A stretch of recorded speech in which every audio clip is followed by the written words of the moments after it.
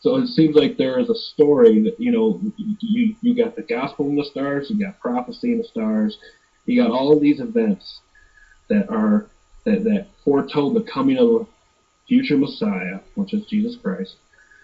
And so obviously we also have, obviously we don't know the day or hour, but we have these times and seasons, again, looking up at the stars, studying the stars. Obviously, people quote this verse all the time. Keep looking up, for your redemption draweth nigh. Well, I mean, the thing is, it's, a lot of these things can be done by just a simple study of the stars and astronomy and everything. It's just fascinating. But, I mean, ever since this whole tetrad thing came up, I've just been fascinated with astronomy. It's very, very fascinating. Yeah, I personally have only picked up a few things with the astronomy. That's not been my forte. There's a lot of other people out there that are far better, including yourself, as far as astronomy goes. I just pick up a few things here and there. I understand that, before the Torah was written, that was basically the Bible, was the stars, in like Job's day and back anyway in the day before Moses. As well, it kind of tied into, I guess, the Babylonians. That's what they also studied, but they started tying in as, not astronomy, but astrology, lies and deceptions, future foretelling, and so forth. But anyway, yeah, I find it rather interesting, and also, to me, astronomy is very confusing. I've never been good at it. Right.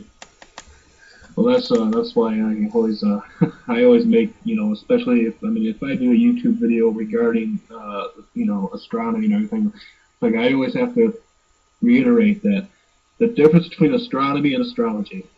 Astronomy is the study of the stars. It's basically a study of about God, and astronomy is not about you. It's not about man.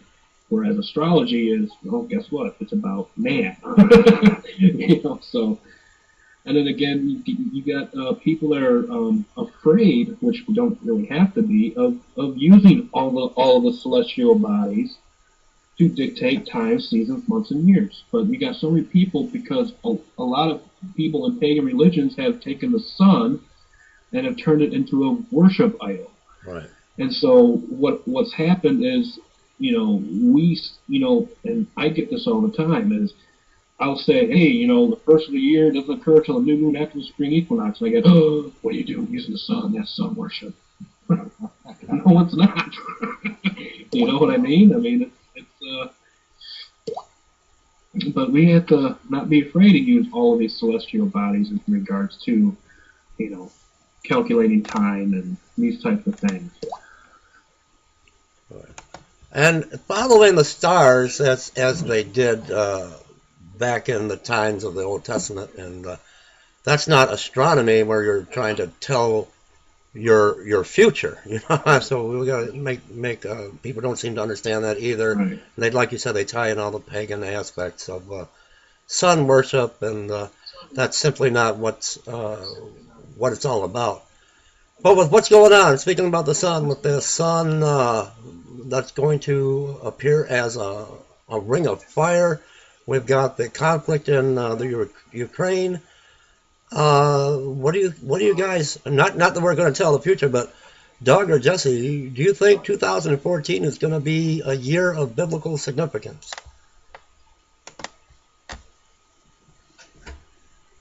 There was I'll have to see if I can pull up the archives of a radio show from 2013. It's been a while since I listened to it. I'll have to listen to it again. It was on True News, and I'm trying to think who was his guest. Well, anyways, there was a lot of instances regarding economic, government, and religious that was tied in, and there was a lot of interesting things that that they came up to a possible conclusion of stuff really, really happening.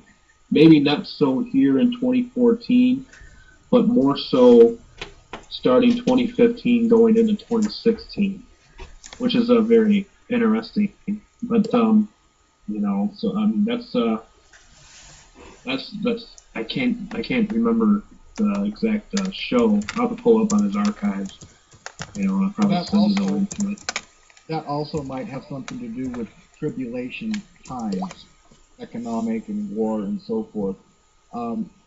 It's the same. It's like the Gog Magog war. Okay, I believe that has to kickstart tribulation.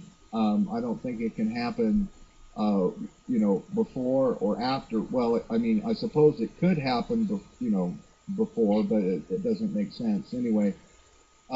Because, for one simple reason, okay, Israel is going to burn the aftermath, the war stuff as fuel for 7 years. Um, and so once the Gog Magog war happens, that has to be, tribulation has to begin in and around that 7 year time period because they're going to burn everything for 7 years.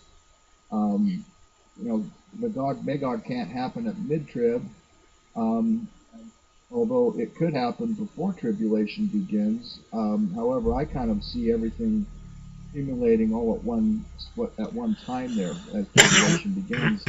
And I'm just wondering if I haven't seen the particular video that you're talking about, but I'm just wondering if whatever they're coming up with might tie into the actual tribulation period, um, which we're going to see some real trouble with pestilence, disease, and warfares and all kinds of things.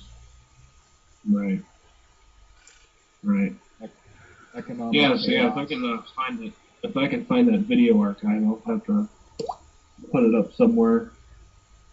Yeah, if you take a look at the charts and the pages that I gave to you over there when you read through that.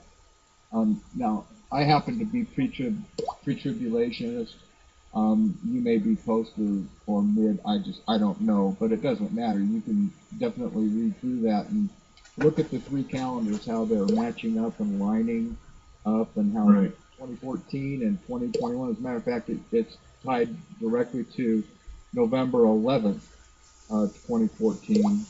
And the thing is the math goes all the way back. You can time out to the exact day of the crucifixion. You can time out to the exact day of Christ when he was born. As well, it ties directly because remember, Yeshua is the Adam too, and so Mm-hmm. there's a huge um, uh, uh,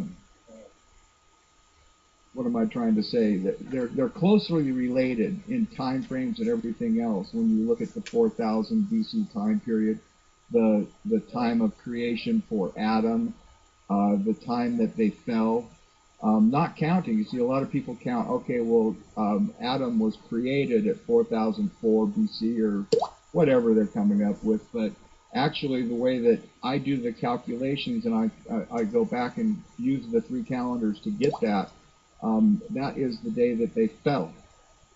They fell from the Garden of Eden, and that's a different countdown from between his creation and then and there, and it's directly related at the 364-day count of 4,000 years, not in our calendar count, but the heavenly calendar count of 364. When you do the math on that, it puts all the numbers together exact to the day. And what happens, what really blew me away was it is exactly the calculation that Chuck Missler came up with.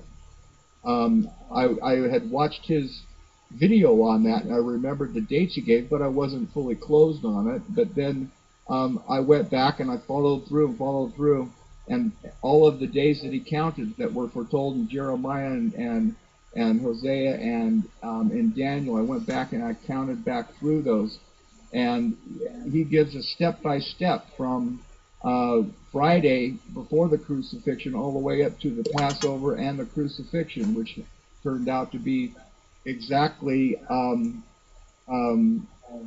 April 1st of 32 AD, April 1st of all days, April Fool's Day, that he was crucified.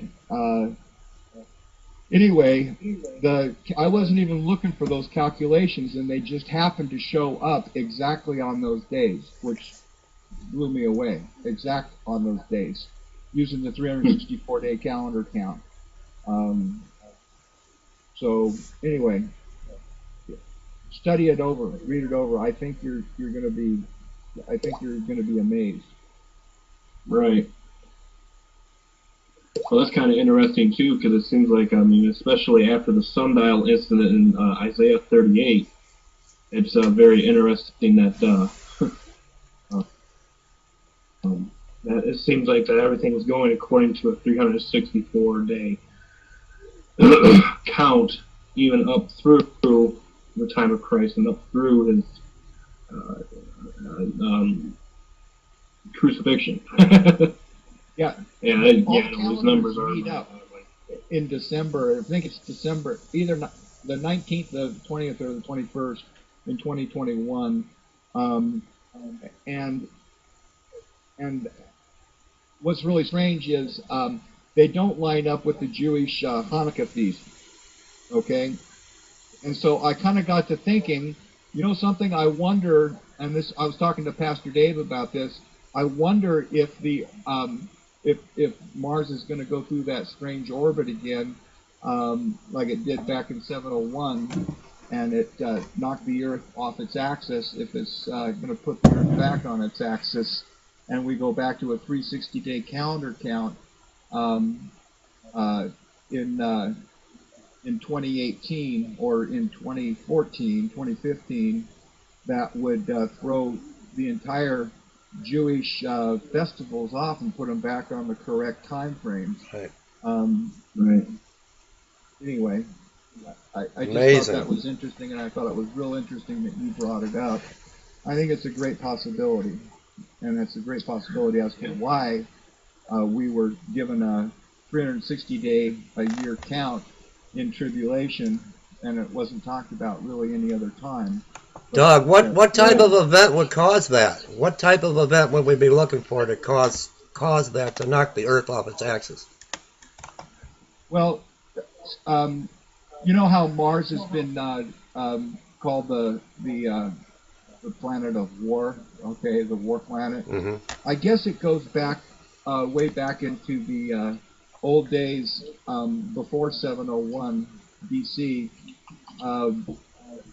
That, I don't know, there was a certain time period that it would come close to the Earth, and it would cause all kinds of havoc on the Earth. It was something that men on the Earth were very fearful of, is when Mars hit this certain orbit.